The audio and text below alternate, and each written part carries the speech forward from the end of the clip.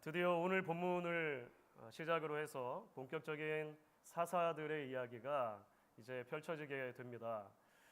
그 첫 번째는 온니엘이라고 하는 사사입니다. 사실 우리는 이미 사사기 1장에서 이 온니엘이라고 하는 사람을 만나 보았습니다. 어떤 문맥 안에서 온니엘이 등장을 했을까요? 여러분 기억나시죠? 유다 지파의 가나안 정복이라고 하는 맥락 안에서 이제 이 온니엘이라고 하는 이름이 한번 등장을 하게 됩니다. 이스라엘의 모든 지파들이 절반의 순종으로 실패 이야기를 써내려 갈 때 유다 지파에서도 특별히 갈렙 가문은 온전한 순종을 통해 성공의 이야기를 써내려 갔던 것을 기억하게 될 것입니다. 그야말로 시대의 조류를 거스르는 그런 믿음의 모습이었다라고 할 수가 있겠죠. 그 맥락 안에서 온니엘이 이제 용사의 모습으로 등장을 했었습니다. 갈렙이 자신이 먼저 고령의 나이에도 불구하고 헤브론 땅을 담대하게 점령합니다. 그 이후에 기럇세벨이라고 하는 곳, 이 기럇세벨을 쳐서 점령하는 자에게는 내 딸 악사를 아내로 주겠다, 이렇게 제안했던 일이 있었죠. 이때 바로 온니엘이 호롤단신 기럇세벨을 정복하고 이제 악사를 아내로 맡게 되는 이야기가 1장에 소개가 된 이야기였습니다. 그런 면에서 보면 이제 본격적으로 사사들의 이야기가 시작이 되면서 이스라엘의 첫 번째 사사로 이 온니엘이 다시 한번 등장하는 것은 대단히 의미심장하다고 말할 수 있을 것 같습니다. 왜냐하면 여러 면에서 볼 때 이 온니엘은 모델 사사이기 때문에 그렇습니다. 다시 말하면 가장 이상적인 사사의 모습을 우리는 이 온니엘에서 보게 될 것이고, 앞으로 모든 이어나오는 사사들을 평가하는 기준이 사실은 이 온니엘 이야기에 들어있다고 볼 수 있기 때문에 그런 것이죠. 자, 그러면 어떤 의미에서 온니엘이 모델 사사 혹은 가장 이상적인 사사라고 말할 수가 있는 것일까요? 그리고 바로 이 온니엘 이야기가 전하는 메시지가 오늘을 살아가는 저와 여러분에게, 우리 신앙인들에게 다가와 건네는 말씀이 무엇이겠는가, 우리가 계속해서 생각을 해보면 좋을 것 같습니다.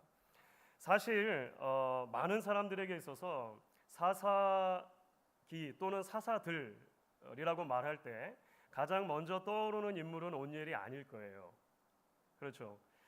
만약에 여러분들에게 사사 중에서 가장 먼저 떠오르는 사람이 누구입니까? 이렇게 물어본다면 아마도 10중 8구는 삼손 말할 거예요. 아니면 기드온 정도 이야기하시는 분들도 많을 것입니다.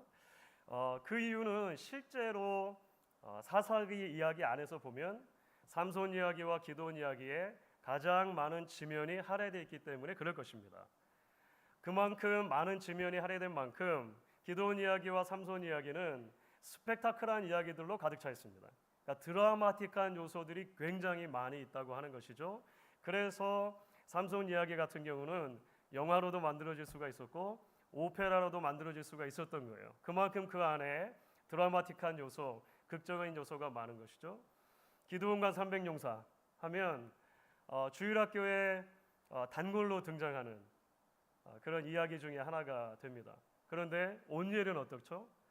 사실 온니엘이라고 하는 이름 자체가 우리가 이미 1장에서 살펴봤으니까 그렇지 대부분 많은 성도님들에게는 익숙하지 않은 이름일 것입니다. 6명의 대사사들 중에서도 가장 소외된 사사라고 말할 수 있겠죠. 가장 주목받지 못한 사사라고 말할 수 있을 거예요. 그냥 우리 성도님들께 평소에 온니엘이 뭐 하는 사람이죠?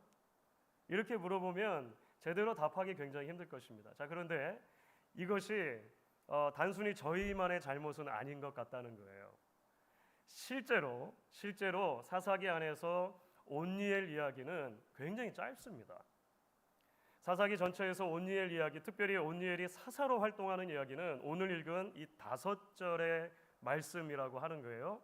그 다음으로 짧은 사사 이야기는 에훗이거든요. 그 다음에 등장할 에훗 이야기에 비교해 보더라도 온니엘 이야기는 4분의 1 정도밖에 되지가 않습니다. 게다가 온니엘 이야기는 이렇게 말하면 어떨지 모르겠는데 재미가 없습니다. 그러니까 재미있을 요소가 그 안에 하나도 없는 거예요. 등장인물 간의 대화가 온니엘 이야기에는 하나도 등장하지 않습니다. 스펙타클한 전쟁 이야기도 여기는 빠져 있어요. 아주 간결하게 아주 간단히 온니엘이 사사로 활동했던 이야기만을 그리고 있다라고 하는 것이죠.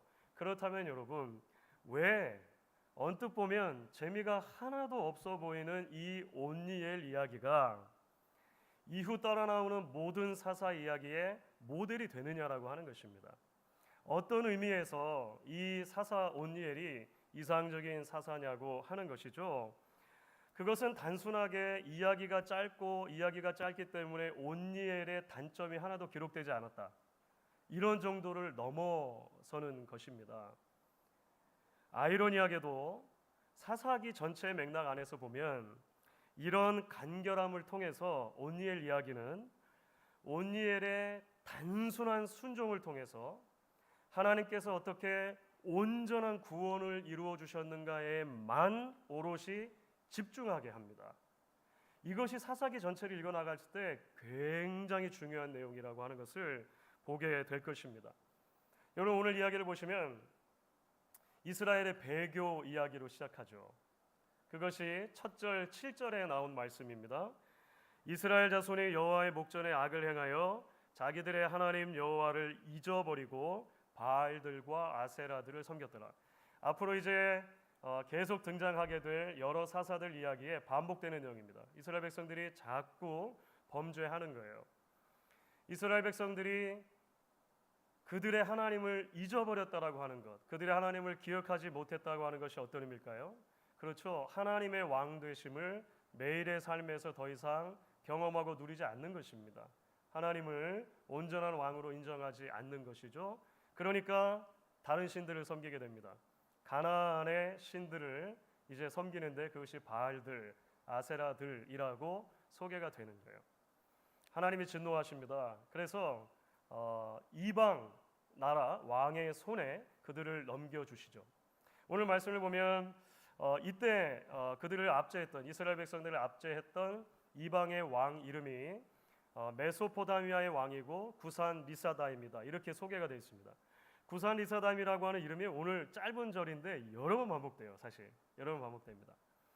메소포타미아는 티그리스 강과 유프라테스 강 사이에 있는 거대한 아람 제국을 말합니다. 그 경계가 가나안 북쪽까지 이어졌던 것 같아요. 그러니까 그냥 굉장히 큰 영토를 가진 대제국이었다, 이렇게 생각하시면 될 것 같습니다. 그 큰 나라의 왕이 조그만 나라 이스라엘에 와가지고 지금 그들을 압제하고 있는 거예요. 특별히 그 왕의 이름이 구산 리사다임이라고 여러 번 반복되는 것이 대단히 흥미로운 지점입니다. 구산이라고 하는 단어는 물론 사람 이름이라고 볼 수도 있지만 히브리어로는 검은, 어두운, 그러니까 dark라는 의미를 가지고 있습니다. 그렇게 번역이 가능해요. 어두운. 그리고 리사다임이라고 하는 단어는 두 배로 악한, 이런 뜻입니다. doubly wicked, 이런 뜻이에요. 자, 그러니까 여러분 한번 생각해 보십시오. 어느 부모가 자식이 태어났는데 자식의 이름을 음흉, 막 흉물 이렇게 지어줄 부모가 어디 있습니까? 너는 앞으로 잘 자라서 다른 사람보다 두 배나 악한 사람이 되어라. 이렇게 이름을 지어줄 부모가 어디 있습니까? 그러니까 대부분의 구약학자들은 구산 리사다임이라고 하는 이 메소포타미아 왕의 이름은 본인의 본명이라기보다 이스라엘 민족들이 자기 자신들을 너무나 억압하는 그 이방의 왕을 그런 이름으로 붙여줘 불렀다라고 보는 견해가 지배적이에요. 여러분, 영국의 첫 번째 여왕이 메리 스튜어드라고 있었거든요. 메리 스튜어드. 사람들이 메리 스튜어드 여왕에게 별명을 붙여줘요. 그 별명이 블러디 메리입니다. 블러디 메리, 피의 메리예요. 블러디 메리 하면 많은 분들은 물론 칵테일을 떠올리시겠지만 그 전에 이 사람에게 주어졌던 별명이란 말이에요. 블러디 메리라고 왜 사람들이 불렀냐면 그 메리 여왕의 치하에서 많은 그리스도인들이 핍박을 받고 죽었어요. 순교했어요. 많은 청교도들이 그때 사실 순교당하거든요. 그래서 본명이 아닌 거죠. 사람들이 그렇게 불러준 거예요. 구산 리사다임은 아마 그런 이름이었을 것 같아요. 그래서 짧은 이야기지만 온니엘 이야기에 등장하는 이 구산 리사다임은 사사기 전체를 놓고 볼 때 아마도 이방 적들 중에서 가장 강력하고 가장 잔혹한 왕이었을 것이다라고 학자들이 생각을 하는 거예요. 구산 리사다임이라고 4번이나 반복해서 나오거든요. 너무너무나 악한 왕이었다는 거예요. 그런데 놀랍죠? 하나님께서 하나님 백성들의 부르짖음을 들으시고 구원자를 세워주세요. 그리고 그 구원자를 통해서 구원을 베풀어 주시는데 그 구원의 이야기가 오늘 보시면 10절 한 절에 나와 있습니다. 아주 간략하게 10절 한 절에 이렇게 나와 있는 거예요. 자, 여러분 같이 한번 한 목소리를 읽어주시면 감사하겠습니다. 여호와의 영이 그에게 임하셨으므로 그가 이스라엘의 사사가 되어 나가서 싸울 때에 여호와께서 메소보다미아 왕 구산 리사다임을 그의 손에 넘겨주심에 온니엘이 손이 구산 리사다임을 이기니라. 이게 끝입니다. 군더더기가 하나도 없는 거예요. 여호와의 영이 그에게 임합니다. 그는 나가서 그냥 싸웁니다. 여호와께서 함께 하심으로 온니엘의 손이 그 무시무시한 구산 리사다임의 손을 이기죠. 이스라엘 백성들이 구원을 받습니다. 여러분 나중에 보시게 될 거예요. 사사 이야기에서 이야기가 복잡해지면 복잡해질수록 미묘한 이스라엘의 범죄와 사사들의 문제가 드러나요. 온니엘의 이야기에서는 온전한 순종으로 인해서 온전한 구원이 이루어졌다는 것에만 하나님이 초점을 맞춰주는 것을 보게 되는 것입니다. 그렇기 때문에 사랑하는 여러분, 무엇보다 먼저 우리는 오늘 이 온니엘 이야기를 통해서 그리스도를 통해 우리에게 주시는 하나님의 구원에 대한 그림자를 보게 돼요. 이 부분이 대단히 중요하다라고 생각이 됩니다. 여러분 제가 이미 몇 차례 우리 성도님들께는 소개해드린 적이 있었던 것 같은데 2004년에 나온 그리스도의 순환이라고 하는 영화가 있죠. 그리스도의 순환, Passion of Christ라고 하는 영화가 있어요. 거의 20년 가까이 되었지만 지금도 고난주간 무렵이면 많은 성도님들께서 찾아보는 영화이기도 하실 거예요. 여러 미디어나 방송에서 다시 보기를 통해서 종종 방영되기도 하는 그런 영화입니다. 그리스도의 순환이라고 하는 영화는 예수님 생애의 마지막 12시간에 특별히 집중해 있어요. 겟세마네 동산에서 잡히는 순간부터 해서 고난받으시고 채찍 맞으시고 십자가에 달려 죽으시는 이 과정이 너무나 자세히 너무나 상세하게 디테일하게 그려져 있죠. 여러분 영화 보신 분들이라면 너무나 잔혹한 예수님의 고난 장면이 나오기 때문에 정면으로 마주대해서 보기가 사실 좀 불편합니다. 꽤나 이 불편한 마음이 드는 영화라고 하는 거예요. 자, 그런데 여러분 일전에도 말씀드린 것처럼 여러분들이 실제로 복음서를 보시면 알게 되실 것입니다. 사실 실제로 복음서가 예수님의 마지막 12시간에 대해서 기록하는 것은 대단히 단순하다는 것입니다. 비교적 짧다라고 하는 것입니다. 예수님의 순환 이야기는 생각보다 단순한 언어로 기록이 되어 있어요. 우리의 감정을 막 후벼파는 그런 언어가 아닙니다. 여러분 마태복음만 놓고 보더라도 예수님의 순환과 죽음에 대한 이야기가 산상수훈 전체보다 짧습니다. 여러분 나중에 가서 한번 비교해 보십시오. 여러분 그 이유가 무엇일까요?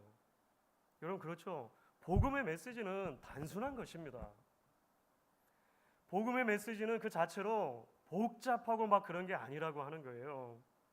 타락 이후에 모든 인간이 죄의 영향 아래 놓입니다. 자기 스스로 절대로 구원을 이뤄낼 수 없는 거예요. 하지만 그야말로 어둡고 2배로 악하다고 해도 가할 정도의 그런 어마어마한 악에 짓눌려 있는 우리들 하나님께서 사랑하기를 포기하지 않으시는 거예요. 그래서 당신의 아들을 보내주십니다. 복음의 핵심 무엇이냐면 우리가 우리 죄 때문에 죽어야 할 바로 그 십자가에 하나님의 아들 예수께서 대신 달려주시고 대신 피를 흘려주심으로 우리 죄를 사해 주셨다는 것입니다. 하나님이 우리를 여전히 사랑하셨습니다. 하나님께서 아들을 보내셨습니다. 그 아들의 대속적인 죽음으로 우리가 구원을 얻습니다라고 하는 그 진리를 단순하게 믿을 때 우리는 구원을 받는 것입니다.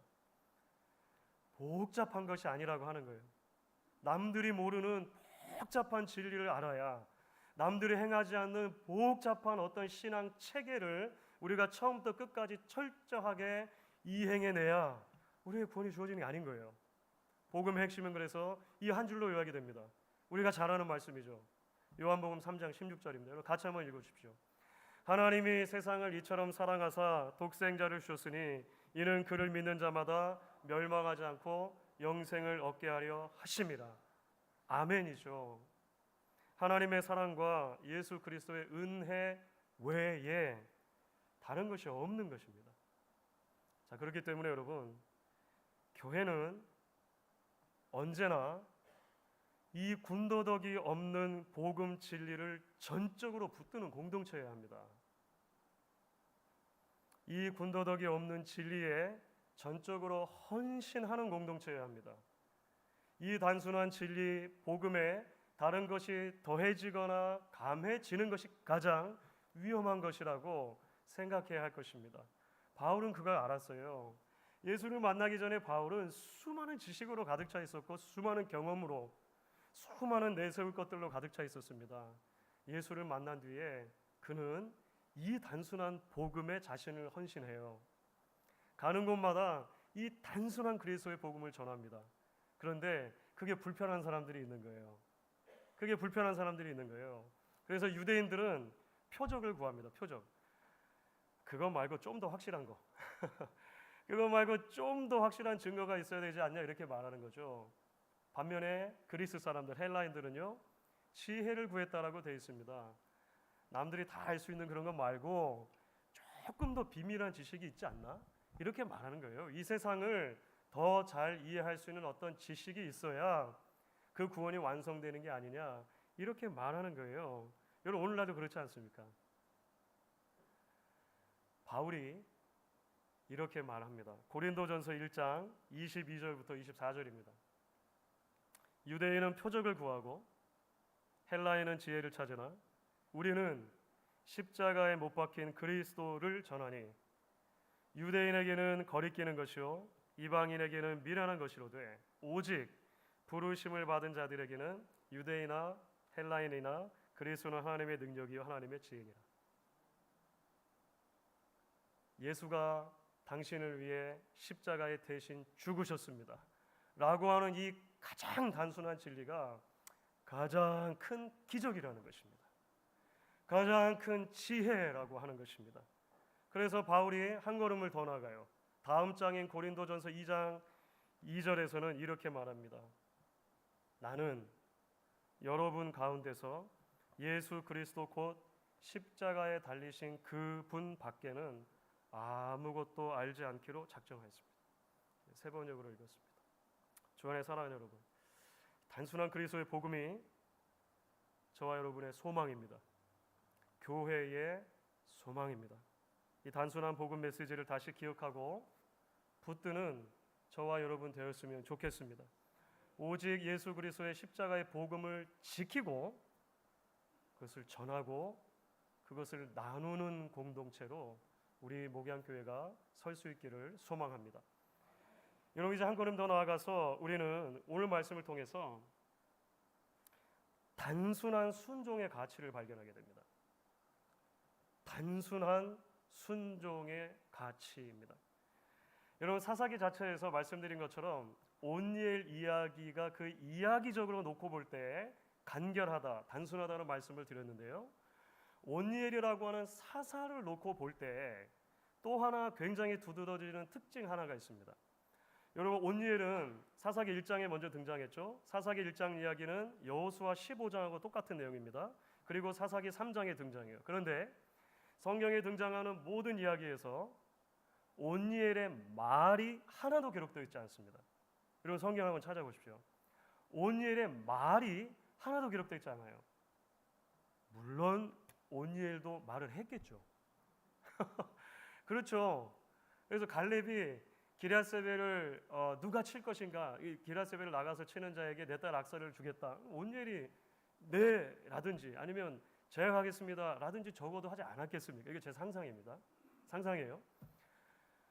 악사가 아내로 맞은 악사가 직접 물어요. 사실은 우리 아버지에게 가서 밭을 구하자라고 했을 때 뭐라도 말을 했겠죠.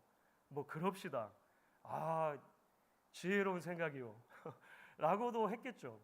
그런데 적어도 성경에는 온니엘의 말이 전혀 기록되어 있지 않다는 것입니다. 그렇기 때문에 성경의 기록만 놓고 보면 온니엘은 철저하게 행동의 사람입니다. 그 행동은 믿음의 행동입니다. 그 행동은 아주 단순한 순종의 행동입니다. 하나님께서는 그의 그 단순한 순종을 통해서 구원을 이루시는 거예요. 누가 기럇세비를 취할 것인가? 가요. 그냥 가서 홀로 그것을 취하는 것입니다. 하나님이 구산 리사다임을 대적할 사사로 그를 세우시 그냥 갑니다. 가서 구산 리사다임을 정복하는 것이죠. 여러분 나중에 보시면 이후 사사들의 모습과 이 온니엘의 모습이 엄청나게 대조가 돼요. 왜냐하면 여러분 앞으로 우리가 이제 공부할 텐데 사사기에 나오는 사사들의 말을 여러분 전부 믿으시면 안 돼요. 사사기는 특히 그렇습니다. 사사들의 말이 굉장히 미묘한 뉘앙스를 가지고 있고 그 자체로 불순종의 말일 때가 참 많습니다. 사랑하는 여러분 사실 우리가 이런 온니엘의 모습에서도 다시 예수 그리스도의 그림자를 보죠. 여러분 예수님께서 마지막을 향해 가시는 발걸음을 살펴보잖아요. 그러면 우리는 또 하나의 굉장히 중요한 특징을 발견하게 될 거예요. 예수님의 말이 점점 줄어드신다는 것입니다. 고난을 향해 갈수록 십자가를 향해 갈수록 다시 말해서 하나님이 자신에게 주신 사명의 정점에 가까이 갈수록 예수님의 말이 줄어듭니다. 겨우 몇 마디를 하시는데 4개의 복음서를 다 끌어모아야만 7마디 정도가 되는 수준이에요. 이사야서 53장 7절 말씀이 떠오릅니다. 그가 곤욕을 당하여 괴로울 때에도 그 입을 열지 아니하였으며 마치 도수장으로 끌려가는 어린 양과 털 깎는 자 앞에서 잠잠한 양같이 그의 입을 열지 아니하였도다. 말이 아닌 단순한 순종으로 저와 여러분의 구원을 이루어 주신 것입니다. 그렇기 때문에 저는 예수 그리스도 안에 있는 우리들에게 오늘 말씀이 동일한 단순한 순종의 자리로 초대한다고도 믿습니다. 신학교를 다닐 때 기말고사를 공부하는 유형을 크게 둘로 나눌 수가 있었거든요. 하나는 족보파이고 다른 하나는 노트파입니다. 이게 무슨 말씀인가 하시겠죠? 이 족보파라는 것은 뭐냐면 기출 문제를 중심으로 공부하는 거예요. 그러니까 선생님들 중에 어떤 선생님은 해마다 같은 문제를 내시는 선생님들이 있잖아요. 그래서 선배들로부터 이렇게 암암리에 내려오는 시험 문제에 대한 족보가 있어요. 우리 그걸 족보라 불렀습니다. 그러니까 기출 문제를 중심으로 공부하면 시간을 좀 아낄 수가 있잖아요. 그렇죠? 그 대신 노트파가 있어요. 또 노트파는 뭐냐면 그 학기 동안 선생님이 가르쳤던 내용의 모든 노트를 가지고 공부하는 겁니다. 네. 물론 시간이 훨씬 들고 에너지도 훨씬 소요가 되겠죠. 여러분 이거 실제로 있었던 일인데 같이 학교를 다니던 이제 그 시절에 한 후배 전도사님이 계셨어요. 지금 이제 목회 잘 하시죠. 그분이 이제 과목이 너무 많으니까 이제 족보파 방식으로 공부를 하신 거예요. 그래서 이제 기출 문제를 중심으로만 공부를 했습니다. 그런데 앞불사 시험 문제를 받아보고 나니까 공부하지 않은 게 나온 거예요. 교수님이 이해 마음을 바꾸신 거죠. 그래서 이분이 어떻게 했는지 아십니까? 교수님이 출제한 문제를 싹 지우고 자기가 공부한 질문을 적어놓고 거기에 답을 달았어요. 여러분 이거 실제 있었던 일입니다. 웨스트민스터 신학교에서. 여러분 그 나중에 어떻게 됐을까요? 나중에 답안지가 이제 돌아왔는데 빨간 글씨로 이렇게 써 있었습니다. I did not teach this. 나는 이거를 가르친 적이 없다. 그분 지금 목회 잘하세요. 하십니다. 여러분 그런데 아십니까? 여러분 우리도 때때로 하나님이 주신 말씀을 그대로 단순하게 순종하기보다 자꾸만 우리 나름대로의 대안을 제시하려고 해요. 하나님이 주신 분명한 말씀이 있는데 슬슬 지우고 싶습니다. 그리고 거기에 내 나름대로의 답을 적어놓고 싶은 유혹들이 늘 있어요. 여러분, 범사에 감사하라 라고 하는 말씀이 하나님 주어졌습니다. 범사에 감사하라, 단순한 진리입니다. 단순한 진리. 매일매일의 삶 속에 우리의 상황 때문이 아니라 하나님 때문에 감사하라는 것입니다.